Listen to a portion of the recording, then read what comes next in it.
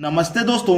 अगर आपसे कह दिया जाए कि 1/3/11 का वर्ग क्या है तो क्या आप बता देंगे? नहीं बता पाएंगे।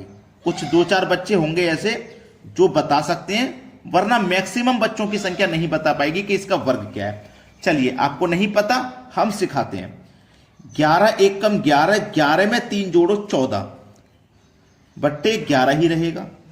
इसका वर्ग बताना है। वर्ग का मतलब इसका स्क्वायर बताना है, तो इसका स्क्वायर कर दीजिए।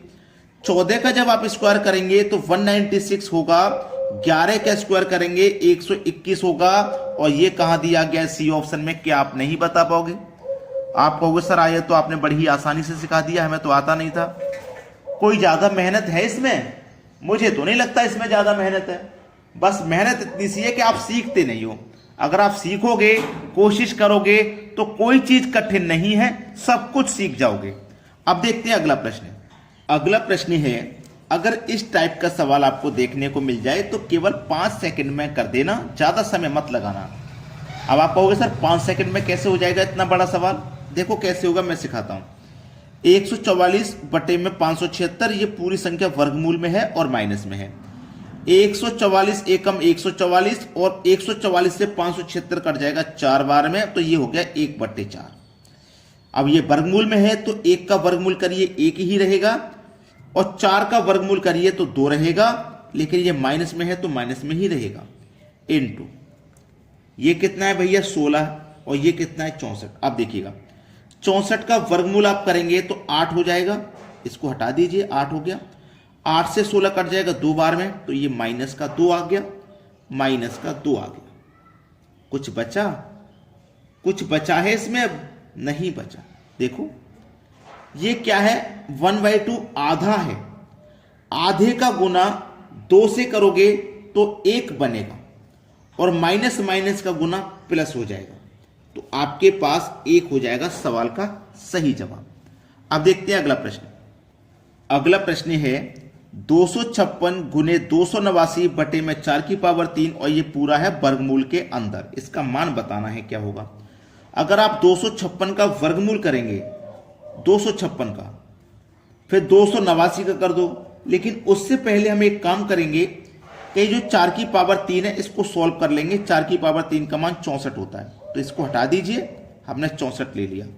256 का वर्गमूल करिए तो 16, 289 का वर्गमूल करिए 17, और फिर 64 का वर्गमूल करिए तो 8। ये वर्गमूल में ही तो है सब कुछ। 8 दूनी 16, 17 दूनी 34। सवाल खत्म हो गया। 34 दिया गया डी ऑप्शन में, ये आपके सवाल का है बिल्कुल सही आंसर। अब देखेंगे अगला प्रश्न। अगला प्रश्न, वर्गमूल में 45 गुने वर्गमूल में 20 बटे में वर्गमूल में 12 गुने वर्गमूल में 3 का मान क्या है? जब दो संख्याओं का मल्टीप्लाई हो रहा हो और वो वर्गमूल में हो, तो उनको आप एक ही वर्गमूल में लिख सकते हो। एक ही वर्गमूल में लिख लेंगे, 45 गुने 20। ठीक है।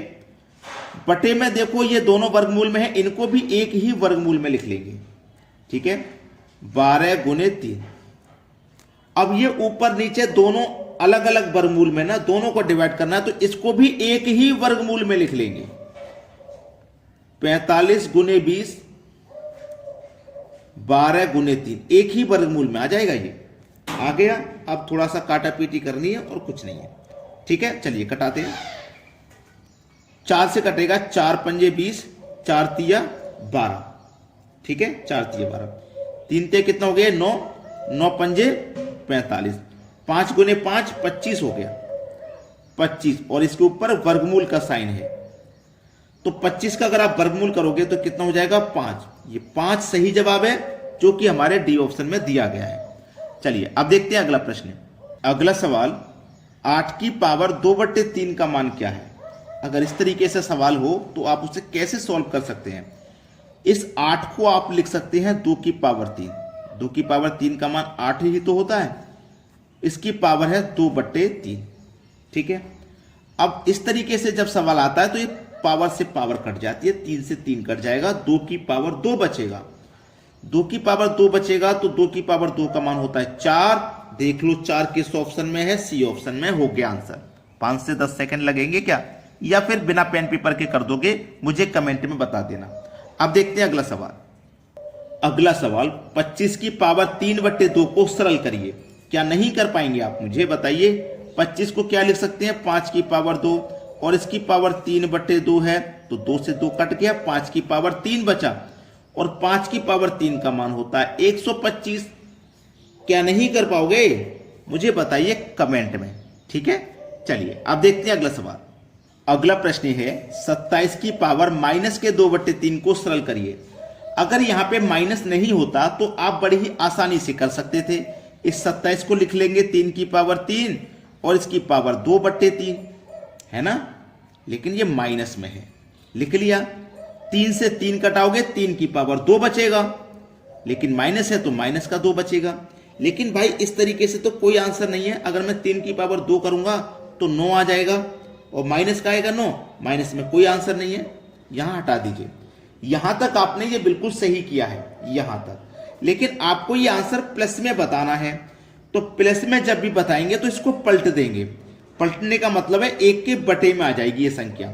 ठीक है, 3 की पावर -2 है, पलट लेंगे तो 3 की पावर 2 हो जाएगा प्लस का पलटने पर। ये होता है a की पावर -m इक्वल टू, जब इसको पलटते हैं तो a की पावर प्लस की m हो जाती है पलटने पर।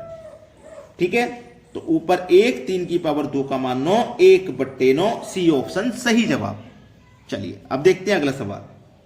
अगला सवाल 1000 की पावर -1/3 बराबर क्या होगा? मुझे नहीं कराना ये सवाल, ये तो आपको कमेंट बॉक्स में बताना है इसका आंसर क्या होगा।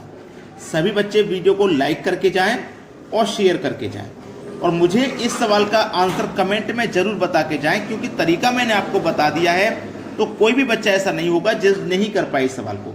कमेंट बॉक्स में सभी अपना अपना आंसर बता के जाएंगे। ठीक है दोस्तों, धन्यवाद।